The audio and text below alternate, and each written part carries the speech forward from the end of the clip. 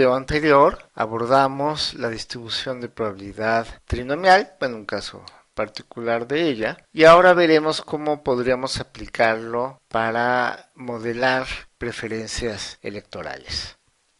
Supongamos que a partir de una determinada población de electores es posible realizar un muestreo aleatorio simple y preguntar a cada integrante de la muestra por cuál de 3 candidatos a un puesto de elección popular va a votar. El objetivo es determinar, con base en la información muestral recabada, la probabilidad de triunfo para cada candidato, así como estimaciones puntuales y por intervalo de la proporción de votos que obtendrán en dicha elección.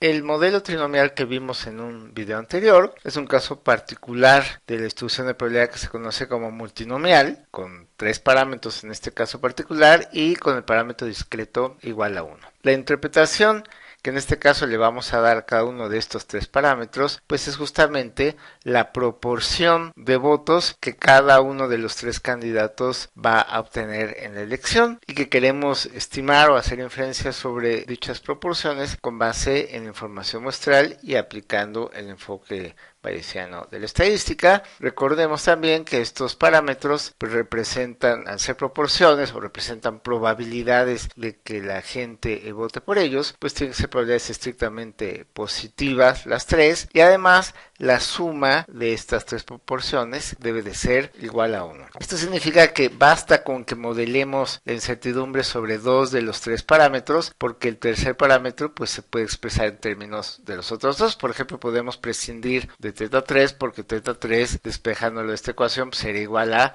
1 menos θ1 menos θ2. Por eso es que basta con trabajarlo o modelar el comportamiento de 2 de los 3 candidatos y el comportamiento del tercer candidato pues se obtiene como complemento de la suma de los otros 2. Es por eso que vimos 2 formas de representar este modelo, como un modelo trivariado o equivalentemente como un modelo bivariado. Esto es, tendremos una muestra aleatoria de tamaño n, en donde los valores posibles que podemos observar en ella son 1, 0, 0, 1 o 0, 0, que representan lo siguiente. Si tenemos un 1, 0, quiere decir que esa persona dice que va a votar por el candidato 1. Si tenemos un 0, 1, la persona va a votar por el candidato 2, y si tenemos 0, 0, por complemento, va a votar, o sea, si no va a votar por el candidato 1 o el candidato 2, supondremos que va a votar por el candidato 3. Aquí es un caso simplificado, no estamos tomando en cuenta abstenciones o no respuesta. Digamos, este es un ejemplo sencillo, pero se puede sofisticar para incluir ese tipo de cuestiones. Ahorita lo vamos a dejar así. Vamos a suponer que esta población de electores todos van a votar y todos van a votar por uno de estos 3 candidatos, no va a haber votos nulos ni cosas de esas. La función de masa de probabilidades para este vector aleatorio bivariado, como lo vimos en el video anterior, es de esta forma, en donde esta indicadora del conjunto A pues es justamente los 3 valores posibles que puede reportar y que ya vimos que representan los votos a favor de alguno de estos 3 candidatos. Y además recordemos que en este caso, pues la suma de θ1 y θ2 debe ser estrictamente menor que 1. ¿Por qué? Porque el valor de θ3 pues justamente va a ser igual a 1 menos θ1 menos θ2, que debe ser estrictamente positivo.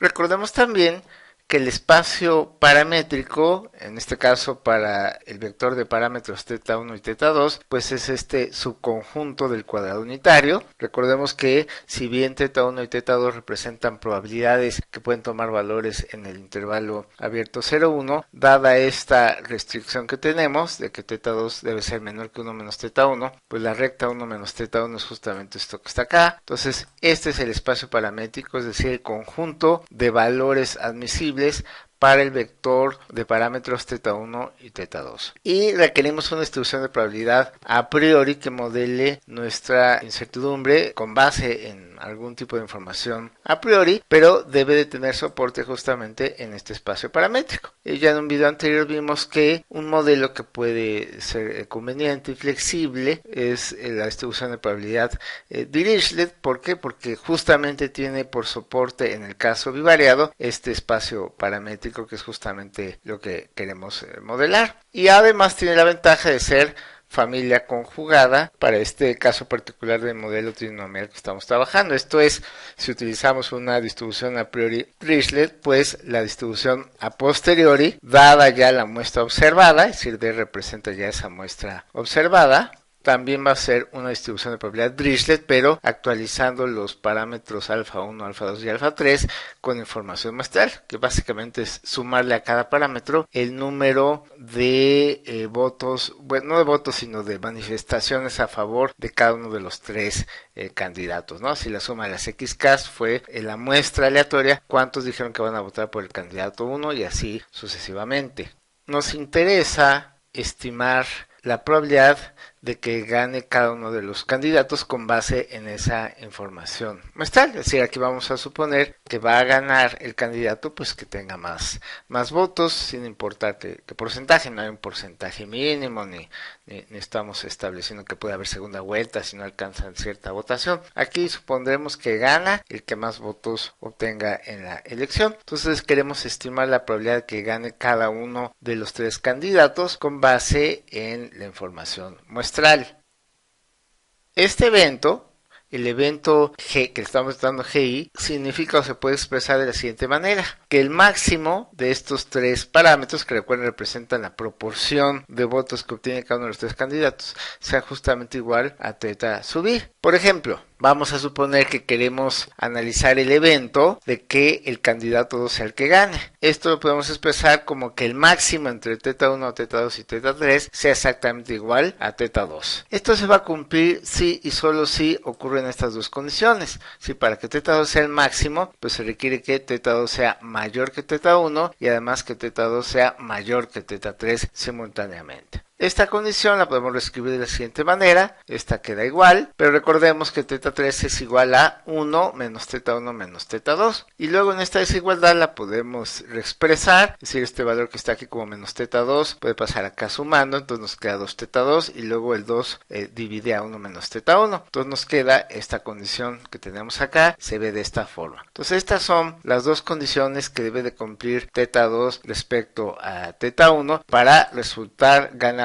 el candidato 2, y estos dos casos pues se puede ver de la siguiente manera: es pedir que teta 2 sea estrictamente mayor que teta 1 en el caso de que teta 1 sea mayor igual a 1/3 y menor a 1. ¿Por qué en este caso? Porque si teta 1 es mayor o igual a 1/3 y menor que 1, teta 1 resulta ser mayor que esta cantidad que está acá, que 1 menos teta 1 entre 2. Entonces, por eso es que en este caso particular, si se cumple esta condición, automáticamente se va a cumplir esta. Y en el otro caso, cuando teta 1 sea un valor entre 0 y 1/3, ahí va a ser esta cantidad la que resulta ser mayor que teta 1. Entonces, por eso es que si teta 2 es mayor que 1 menos teta 1 entre 2, en este caso automáticamente se cumple la otra condición. Estas son las condiciones que van a determinar o establecer que gane, por ejemplo, el candidato 2. Entonces, esta región a la que se obtiene con estas condiciones y que determina que gane el candidato 2, pues la tengo que intersectar con el espacio paramétrico, es decir, de entre todos los valores posibles o combinaciones posibles y admisibles además de teta 1 y teta 2, pues quiero identificar qué subconjunto de este espacio paramétrico van a ser esos valores de teta 1 y teta 2 que hacen que gane el candidato 2. A eso me refiero con hacer esta intersección. Y entonces esto nos va a inducir una partición de este espacio paramétrico y vamos a identificar cuál es la región que va a dar por ganador al candidato 1, cuál es la que da por ganador al candidato 2 y cuál es la que daría por ganador al candidato 3. Y nos va a quedar de esta forma. Por ejemplo, hace un momento tuvimos esta condición para el candidato 2. Entonces nos dice que teta 2 va a ser mayor que teta 1 siempre y cuando teta 1 sea mayor o igual que 1/3 y menor que 1. Esto lo podemos ver de la siguiente manera. Estamos hablando de que gana el candidato 2, teta 1 entre 1/3 y 1, pues esto es parte de la recta identidad, pero únicamente en el intervalo de 1/3 a 1 y obviamente pues intersectado con el espacio paramétrico que es este triángulo rectángulo, pues nos da esta recta. En el caso de teta 1 entre 1/3 y 1. Y el otro caso, en el que teta 1 esté entre 0 y 1/3, se comporta como esta recta que tiene ordenada al origen 1/2 y pendiente -1/2. Entonces sería esta otra recta. Entonces, teta 2 tiene que ser mayor que esta recta en el intervalo 0, 1/3 para teta 1 y tiene que ser mayor que esta otra recta en el intervalo para teta 1 de 1/3 a 1. Y ya intersectado con el espacio paramétrico, pues identificamos que esta es la región o el subconjunto del espacio paramétrico donde hay valores de teta 1 y teta 2 que van a hacer que gane, o que van a favorecer. Es decir, si en un momento dado la proporción de votantes a favor del candidato 1 y el candidato 2 cae aquí, en esta región G2, automáticamente pues va a ser el máximo valor de proporción o de votos para el candidato 2 y entonces gana 2. Si el valor de teta 1 y teta 2 cae en esta región, aquí gana el candidato 1 y si cae en esta región, gana el candidato 3, porque incluso noten aquí que en esta región G3, pues los valores que toman tanto teta 1 como teta 2 son pequeños, ¿no? Bastante más cercanos a 0 y por complemento entonces 1 menos teta 1 menos teta 2 pues va a ser el más grande, que es justamente teta 3. Entonces ya identificamos, particionamos el espacio paramétrico en distintas regiones que van a dar por ganador a cada uno de los candidatos. Y ahora lo que queremos hacer es calcular la probabilidad de que gane cada uno de estos candidatos. Es decir, vamos a calcular la probabilidad de que gane el candidato Y dada la información muestral, es decir, son probabilidades a posteriori. Pues aquí lo que tenemos que hacer es calcular la integral doble sobre cada una de estas regiones de la distribución de probabilidad a posteriori conjunta de teta 1 y teta 2.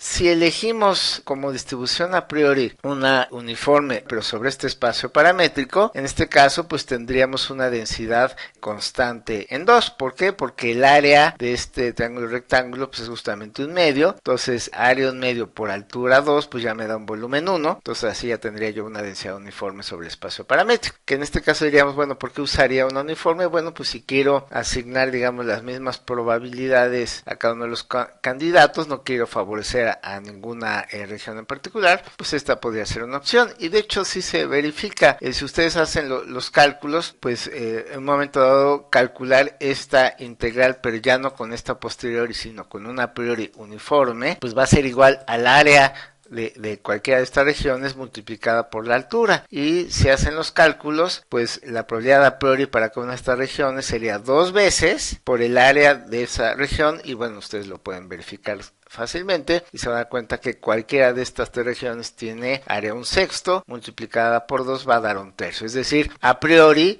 una distribución uniforme sobre el espacio paramétrico asigna igual probabilidad a cada uno de los tres candidatos. En el caso de que lo queramos manejar de esa forma, si hubiera algún otro tipo de información a priori en la que consideremos debería tomarse en cuenta porque ya se sabe que hay cierta ventaja de algunos candidatos, se podría involucrar. Pero si no, podemos dejarlo así, partir de eso y luego esperar a ver qué nos dice la información muestral y calcular las probabilidades a posteriori de que gane cada uno de los candidatos. Esto lo vamos a hacer en R. Aquí, como siempre, pues te dejo el PDF y el código en la página. Tú puedes ver los detalles. Aquí, el único que hay que hacer, bueno, hay que instalar un paquete que no es parte del paquete base de R, que se llama GTools. Lo instalas previamente una sola vez y ya después lo cargas con la instrucción library GTools. Este paquete lo que contiene pues ya tiene programada la función de densidad Dirichlet y también tiene programado cómo simular a partir de ella. Entonces lo primero que vamos a hacer es especificar la distribución a priori. Esto es el vector de parámetros alfas. Si vamos a usar una Dirichlet, tiene tres parámetros, alfa 1, alfa 2, alfa 3. Aquí, para obtener el caso uniforme como lo estamos planteando, hay que tomar alfa igual a 1, cada uno de los parámetros igual a 1 y así se logra una distribución uniforme sobre este espacio paramétrico. Entonces aquí estamos definiendo justamente el vector de alfas con valor igual a 1. Y la densidad a priori, pues nada más tenemos que ocupar la densidad Dirichlet que ya viene en el paquete GTools que te sugerimos instales previamente. Y aquí vamos a hacer algunos cálculos sencillos. Vamos a evaluar la densidad a priori en varios puntos para verificar que es una constante en 2, ¿no? Recordemos que para que sea uniforme sobre ese espacio paramétrico, como el área es un medio, entonces tenemos que darle altura 2 o constante 2 para que encierre un volumen igual a 1 y esto sea una densidad de probabilidades conjunta. Entonces aquí estamos evaluando la densidad a priori en el punto 6.3 y nos da el valor 2, en el valor punto 1.5 y nos da el valor 2. Aquí es importante notar que tanto el punto 6.3 como el punto 1.5 sí pertenecen al espacio paramétrico. Digamos, si lo tratamos de visualizar, pues piensa el punto 6.3 cae por aquí, el punto 5.1 cae por acá, no hay problema. Pero si intentamos evaluar en el punto 8.9, pues eso va a estar fuera del espacio paramétrico y en ese caso pues nos va a dar un warning, o sea nos va a dar el valor 0 porque intentamos hacer una evaluación de la densidad Dirichlet fuera del conjunto de valores donde se define. Ahora vamos a hacer una simulación a priori nada más para verificar que con esos valores de alfas todas iguales a 1, efectivamente se obtiene una distribución uniforme. Entonces con la instrucción R-Dirichlet le vamos a pedir a R que haga 3000 simulaciones de puntos con parámetros alfa, como los acabamos de definir, igual a 1 y los vamos a guardar en el objeto que le vamos a llamar sim_priori. Con la función head simplemente quiero visualizar algunas de las ternas que se simularon, que son ternas de la forma x, y, z, la tercera componente pues es el complemento, es 1 menos x menos y. Aquí lo vamos a verificar y efectivamente pues aquí están las ternas que se obtuvieron y además pues si sumamos los componentes de cada terna, que lo estamos verificando, pues debe de sumar 1. Por eso es que basta con trabajarlo bivariado, una tercera componente pues nada más sería 1 menos la suma de las primeras dos componentes, por eso va a sumar 1 en todos los casos. Aquí nada más mostramos las primeras 6, obviamente fueron 3000 simulaciones. Y ahora aquí vamos a hacer una gráfica pues de estas simulaciones que obtuvimos mediante la función Dirichlet. Y llegamos a la gráfica siguiente. Entonces aquí vemos que efectivamente todos los puntos caen en el espacio paramétrico que esperábamos, como lo tenemos acá. Y los puntos, bueno, más o menos visualmente se ve que se distribuyen uniformemente por todo su espacio paramétrico. Ahora haremos una simulación poblacional de preferencias electorales. Es decir, vamos a suponer que nuestro universo de electores son 50 millones de personas y vamos a definir las proporciones. Digo, esto es algo que en la práctica no lo sabemos, lo queremos estimar. Este es un ejercicio simple de simulación. Entonces vamos a simular una población, le vamos a suponer que ciertas proporciones del electorado ya están a favor de tal o cual candidato. Vamos a suponer que el 37% de la población está a favor del candidato 1, que el 35% de la población está a favor del candidato 2 y que el 28% de la población está a favor del candidato 3. Entonces estamos definiendo nosotros esas proporciones y luego pues vamos a distribuir aleatoriamente esas preferencias entre los 50 millones de electores. Eso es lo que estamos haciendo aquí en esta línea con la función sample. Pues vamos a muestrear de los valores 1, 2 y 3 que representan a los tres candidatos algo de tamaño n, donde n dijimos son los 50 millones.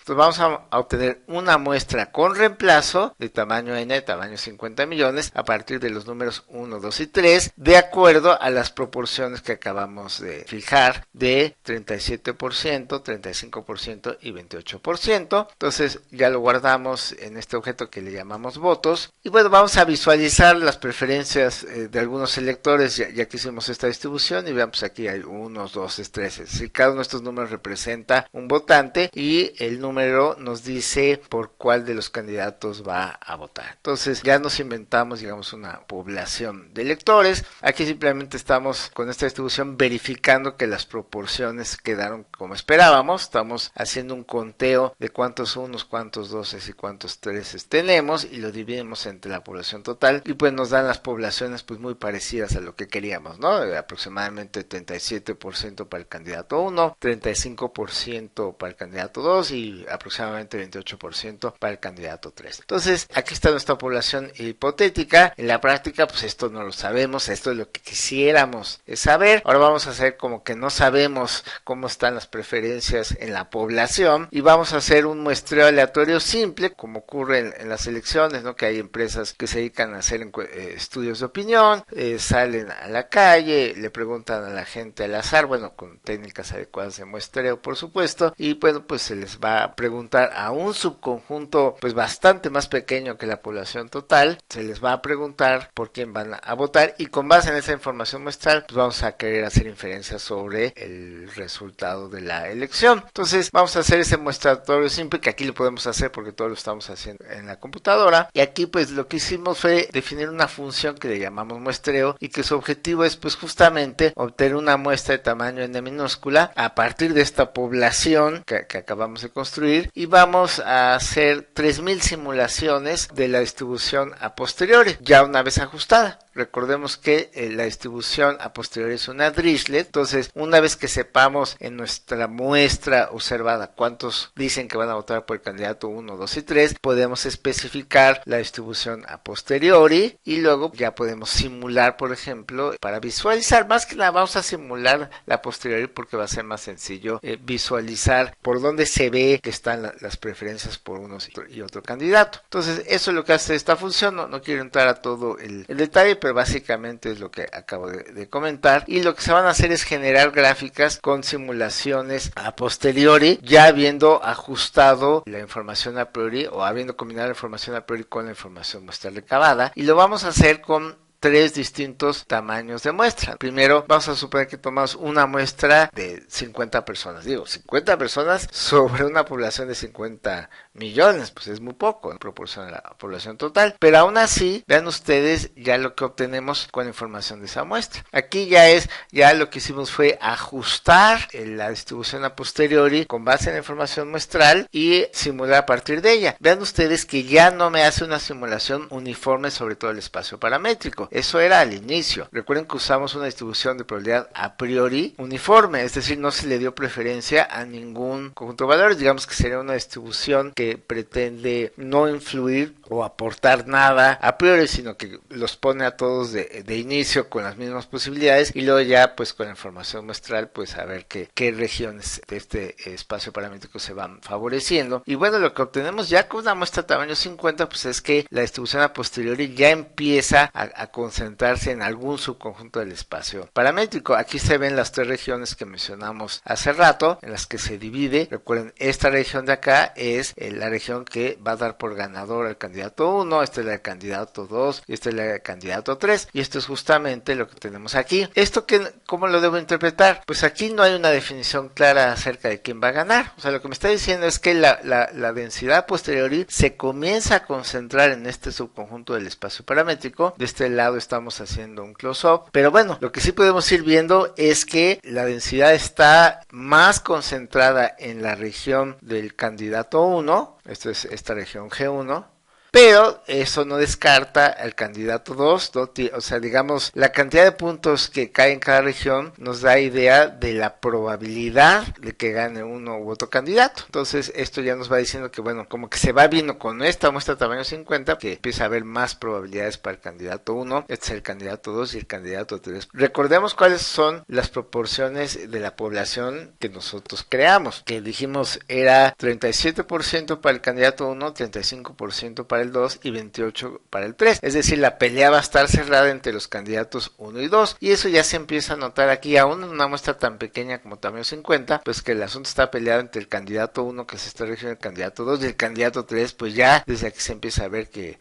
no la tiene muy fácil. Aquí estamos calculando las proporciones que en esta muestra tamaño 50 salieron a favor de cada candidato, ¿no? Aquí en esta muestra tamaño 50, el 46% dijeron que van por el candidato 1, el 32% por el candidato 2 y el 22% por el candidato 3. Aquí tenemos los conteos, fueron 23 que dijeron a favor del 1, 16 a favor del 2 y 11 a favor del 3. Ahora lo que vamos a hacer es aumentar el tamaño de muestra. En lugar de una muestra tamaño 50, vamos a entrevistar a otros 50 más y vamos a ver cómo cambia la gráfica. Pues poco a poco, conforme vaya aumentando la información muestral, pues la distribución a posteriori va a tender a concentrarse cada vez más alrededor del verdadero valor de los los parámetros. Entonces aquí ya vemos, sigue la pelea fuerte entre el candidato 1 y el candidato 2, aunque se empieza a cargar cada vez más hacia el candidato 1 y el candidato 2, lo cual es lo que esperábamos, ¿no? Porque sabemos que en esa población hipotética que construimos, pues el 37% es del candidato 1 y 35% del candidato 2. Aquí ya cada vez más se va desdibujando el candidato 3, que ya sabemos que tiene un 28% de las preferencias. Y bueno, pues seguimos aumentando el tamaño de muestra. Ahora es una muestra tamaño 1000. Y vean ustedes cómo se va concentrando aún más la distribución a posteriori. Y bueno, aquí hacemos un close-up. En este caso ya ni siquiera hay puntos que caigan en la región 3. Entonces aquí ya con una muestra tamaño 1000, pues el candidato 3 ya queda descartado. Y pues se empieza a cargar cada vez más en la región que favorece al candidato 1, aunque todavía no es totalmente descartable el candidato 2. Recuerden que es una muestra tamaño 1000 sobre una población de 50 millones de personas. Pero aquí ya se empieza a ver un poco hacia dónde va la cosa. Aquí están las proporciones en esta muestra. Aquí en esta muestra ya hay 39% candidato 1, 34% para candidato 2. O sea, poco a poco se van pareciendo las proporciones que estamos teniendo en la muestra a lo que la población total, que nosotros sabemos cuáles son los verdaderos valores. Y finalmente aquí tengo una muestra pues de tamaño 10,000, que bueno, a lo mejor ya puede parecer que no es tarea sencilla entrevistar a 10,000 personas, pero bueno, 10,000 en proporción a 50 millones pues sigue siendo una proporción muy baja, ¿no? Estamos hablando del 0.02% de la población que se está investigando. Y bueno, ya con una muestra tamaño 10,000, ya la cosa se concentra muchísimo. De hecho, aquí ya prácticamente está inmersa en la región que corresponde al candidato 1.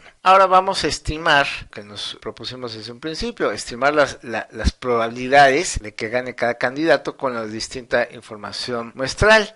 Recordemos que estrictamente tenemos que hacerlo de esta manera. Tenemos que calcular una integral doble sobre cada una de estas regiones de la distribución de probabilidad Dirichlet a posteriori que se obtiene. Aquí, en vez de hacer esta integral doble y los retos computacionales que eso representa, pues podemos aprovechar que podemos simular fácilmente de esta distribución Dirichlet, y lo que vamos a hacer es utilizar un método Monte Carlo para aproximar esta integral doble. Es decir, pues justamente lo que teníamos en pantalla hace un momento, que estábamos simulando observaciones, pues lo que podemos hacer para estimar la probabilidad de cada una de las regiones es pues simular la distribución de probabilidad, hacer este tipo de simulaciones. Aquí son 3000, pero podemos hacer muchas más. Podemos simular 1,000,000 de puntos a partir de la distribución a posteriori y luego ver qué proporción de los puntos cae en cada una de las 3 regiones, y eso nos da una buena aproximación empírica de las probabilidades que gane cada uno de los candidatos. Y eso es justamente lo que hace esta función que le llamamos estimar. Le damos aquí un tamaño de muestra, y aquí vamos a ocupar 1,000,000 de simulaciones de la posteriori, y vamos a ver en qué región cae y qué proporción cae en cada región, y eso nos va a aproximar la probabilidad que gane cada uno de los candidatos. Esa es básicamente la idea. El detalle del código aquí está, y de paso, pues ya que estamos simulando de la posteriori, pues con esas mismas simulaciones podemos hacer estimación puntual y por intervalo de la proporción que va a obtener cada candidato. Entonces tú puedes revisar el código con calma. Vámonos a las gráficas. Entonces, con una muestra tamaño 50, esto es, digamos, cómo van las estimaciones. Aquí, digamos, esto es lo que corresponde al candidato 1. Esto es su estimación puntual, y este es un intervalo de probabilidad 95%. Aquí lo que estamos utilizando pues es la distribución marginal del parámetro teta 1, que representa el candidato 1, que es una distribución beta, pero vía simulación es como podemos obtener esta aproximación. Aquí están estos 3 intervalos. Estos 3 intervalos, aunque a la gente les gusta compararlos y ver si hay traslapes, y si hay traslapes dicen que hay empate técnico, esto no es correcto, no se debe hacer así, porque digamos aquí estamos analizando por separado cada candidato, pero si queremos ver quién gana, pues lo que tenemos que hacer es calcular pues la probabilidad de ganar, como lo acabamos de mencionar. Lo vamos a hacer vía simulación, simulando 1,000,000 de puntos a partir de la distribución a posteriori, y luego viendo qué proporción de puntos cae en cada una de las 3 regiones que define ganador a cada uno de los 3 candidatos. Y en este caso, ya con una muestra tamaño 50 tenemos una probabilidad del 85, casi 86% de que gane el candidato 1, 13% que gane el candidato 2 y solo 1.3 o 1.4% que gane el candidato 3. Entonces aquí ya fíjense, ya con una muestra tamaño 50 ya se pueden ver cómo andan las probabilidades de que gane tal cual candidato. No es seguro, pero esto ya ya se ve más claro a favor de quién está. Ya desde una muestra tamaño 50, aquí están las estimaciones puntual y por intervalo, es decir, estos valores que están aquí son los que están aquí en la gráfica, entonces quizás es más cómodo visualizarlo de esta manera. Estas son la estimación puntual y por intervalo para cada candidato. Esto para una muestra tamaño 50. Obviamente, pues si aumentamos el tamaño de muestra, pues tiene que reducirse nuestra incertidumbre, es decir, estos intervalos tendrían que empezarse a reducir cada vez más y uno de ellos, estas probabilidades, pues de alguno de ellos se tiene que empezar a acercar a 1 y las demás se tienen que empezar a ir a 0.